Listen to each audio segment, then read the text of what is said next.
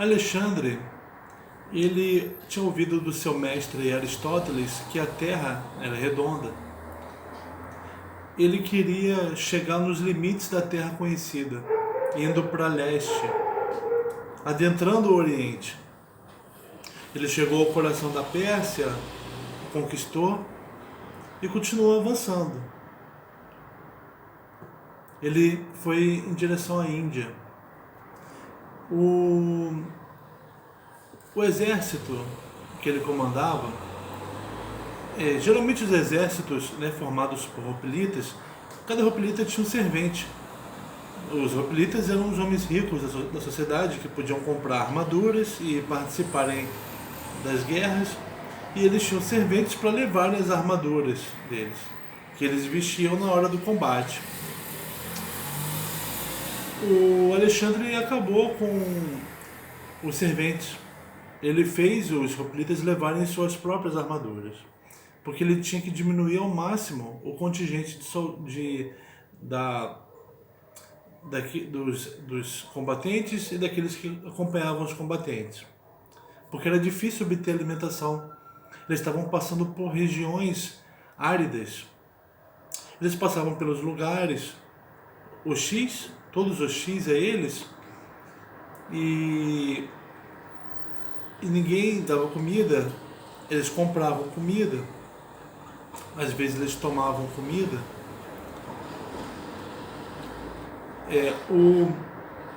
O exército, ele atrás do exército vinha acompanhando os não combatentes, vinham mercadores. A cada vez que o exército dava uma parada, os mercadores abriam tendas. Eles vendiam coisas que eles compravam nas regiões por onde eles passavam. Apesar que os fazendeiros locais, raramente eles conseguiam produzir o bastante para vender. Geralmente eles produziam o suficiente só para eles se alimentarem, alimentar as suas famílias. E se vendessem, obtendo dinheiro, o dinheiro não ia ter muito uso, porque eles iam comprar alguma coisa numa outra fazenda, que também às vezes só produzia para o próprio sustento dela, né? Então iam os mercadores vendendo o que eles podiam obter no caminho, iam entertainers, homens que faziam os cantos poéticos, cantos épicos, para animar os soldados nas horas de parada. Iam também mulheres e crianças de alguns combatentes, e iam prostitutas. Essas pessoas, os não combatentes, não eram responsabilidade do Alexandre alimentá-lo. O Alexandre se responsabilizava pela alimentação dos combatentes. E eles então estavam indo em direção ao leste, chegaram na Índia. Os locais dificilmente procuravam enfrentá-los face a face. Eles muitas vezes recuavam e, escondidos, atacavam. Faziam essas táticas de guerrilha, porque eles conheciam o ambiente, né?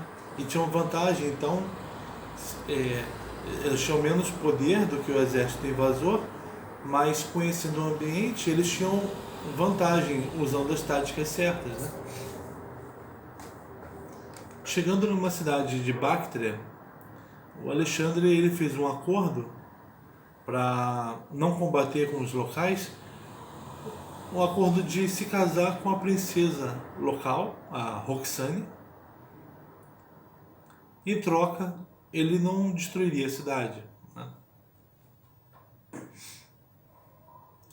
Indo mais em direção ao leste, o Alexandre queria chegar à China. Só que, após 70 dias de caminhada, passando pelo difícil tempo da Ásia, em que eram comuns as chuvas de monções. O que eram as chuvas de monções? Eram chuvas fortíssimas no verão, que alagavam Inclusive houve uma grande perda dessas pessoas que acompanhavam o exército, porque eles resolveram montar seus acampamentos no leito de um rio que estava seco. E com aquelas chuvas que vieram de repente, e aquela enchente, as pessoas que acamparam no leito do rio morreram afogadas. Isso no verão, né? Agora no inverno não havia chuva, era seco, era deserto. Então, após 70 dias nessa dificuldade, o exército se amotinou, né? Ele queria parar, ele queria voltar para casa, ele queria começar a arrumar de volta para o oeste. O Alexandre, ele tinha a fúria dele de expandir, de conquistar territórios, colonizar territórios novos, além de conquistar territórios já conhecidos, né? O Alexandre, com esse motim, ele se trancou na própria tenda e dali não saiu. Ele ficou ali bastante tempo, até que os amotinados desistiram, né? E aceitaram seguir mais um pouco para leste. Mas só que mais adiante eles se amotinaram de novo e não teve como eles avançarem mais para o leste. Então Alexandre disse: tá bom, vamos voltar agora em direção ao sul, vamos tomar o caminho do sul, né?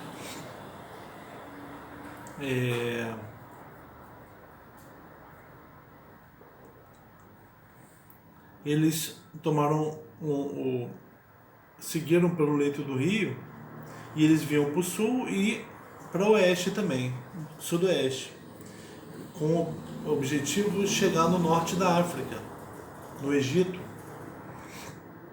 O Alexandre planejava tomar o norte da África, né? Só que no caminho eles passaram por um deserto, deserto de Gedrósia. Esse deserto causou a morte de muitos combatentes por sede,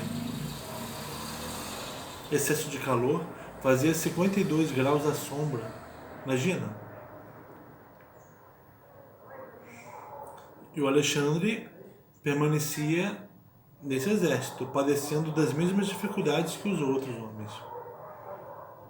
Tem até uma história de que uma vez um dos combatentes levou para o Alexandre um capacete cheio de água que ele tinha conseguido numa expedição ali próxima.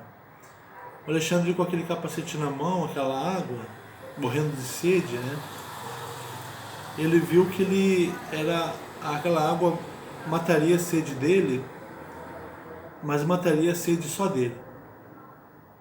Nenhum dos outros poderia tomar aquela água, né? Não era o suficiente para mais ninguém. Ele jogou a água fora, na areia quente. Os combatentes, eles viram aquilo como um gesto dele, de proximidade entre eles. Os combatentes amavam o Alexandre. Apesar de o Alexandre ele se considerar um deus, por esse acúmulo de vitórias sobre exércitos, conquistas de territórios desconhecidos e novos, eles consideravam um deus, e ele fez inclusive uma exigência para lugares, para terras conquistadas, que tinham sido transformadas em postos avançados do exército dele. Ele tinha feito exigências para esses lugares receberem ele como se honra um Deus, honrassem ele como se honra um Deus.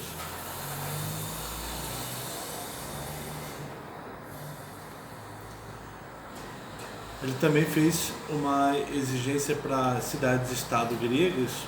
Ele tinha dito antes que não se meteria nas políticas internas das cidades-estado, mas ele fez, naquela altura, no década de 320 a.C., ele exigiu às cidades-estado de repatriarem, concederem novamente a cidadania de cidadãos que foram exilados por causa de guerras, né?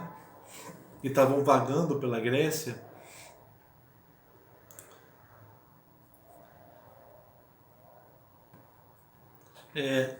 Chegando na cidade-estado, chegando no próximo à região árabe, ao norte da África, quando se preparava para tomar aquele território, ele adoeceu. Ele teve uma febre muito alta, que ele tentou tratar a moda dos gregos, a moda do que os gregos pensavam à época, de que o vinho era medicinal. Ele ficou com febre, desidratado, ele tomou vinho, aí piorou a desidratação. No leito de morte dele, ele viria a morrer na Babilônia aos 32 anos de idade. Jovem. No leito, os comandantes chegaram a ele e falaram se ele tinha algum plano para ser realizado caso ele viesse a morrer. Quem ficaria no poder? Ele respondeu: o mais poderoso. A Roxane, poucos dias depois da morte de Alexandre, teria um filho dele. Mas os comandantes dele, ao ouvirem aquilo, mesmo que não tivessem ouvido, eles combateram entre si, combates terríveis, e acabaram formando reinos independentes uns dos outros, que vão ser o cenário político, a configuração política da Grécia no período helênico, que é o período que surge depois da morte de Alexandre. As contribuições do Alexandre para a ciência foram muitas, para a biologia, para a botânica, o conhecimento ele levou cientistas com ele que registraram novas plantas, catalogaram o conhecimento. Isso ele aprendeu com Aristóteles, a importância de fazer isso, né? Contribuiu para a geografia, sem dúvida, né? Pelo conhecimento humano que se ampliou, o território conhecido pelo homem se ampliou muito. E os povos conquistados entre si passaram a fazer trocas comerciais. As especiarias das Índias, do Oriente, começaram a vir para o Ocidente, para próximo do Mediterrâneo.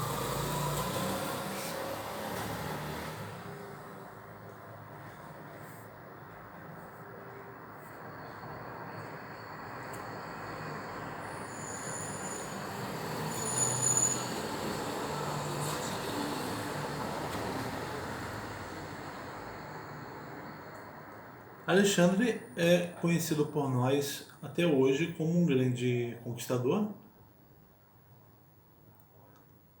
Assim como nós hoje falamos sobre Aquiles como um grande guerreiro,